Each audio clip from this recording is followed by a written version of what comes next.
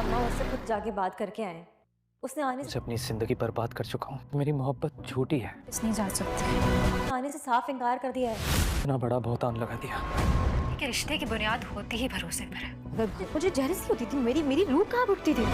अगर भरोसा ना हो ना तो रिश्ता भी खत्म हो जाता है। शर्म नहीं आई मेरे सामने जब तुम मुझे मोहब्बत दिखाती थी? तुम कुछ इश्क को भी ना अपने मफाद के लिए इस्तेमाल किया। नूर और नवेरा का असल चेहरा सबके सामने आता है और अरशद और अलियान को भी आरिश सब कुछ बता देता है कि नूर पर लगाए गए सारे इल्ज़ाम झूठे हैं।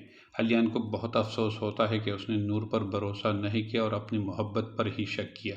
तहसीन और अरशद जहां नूर को मनाने जाते हैं लेकिन नूर साथ में आने से मना कर देती है। यहाँ तक कि तहसीन का अलियान से ये कहना कि मेरे और अम्मा के कहने पर भी वो आने को राज़ी नहीं। वही आरिश को भी समझ आ चुकी है कि नूर के दिल में उसके लिए अब कोई जगह नहीं, वो सिर्फ अलियान से मोहब्बत करती है।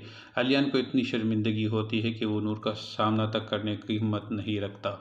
वही अब नूर आने को भी तैयार नहीं, इसलिए अलियान खुद जाता है और नूर को लेने उससे माफ़ी मांगता है, वो भी सबके सामने।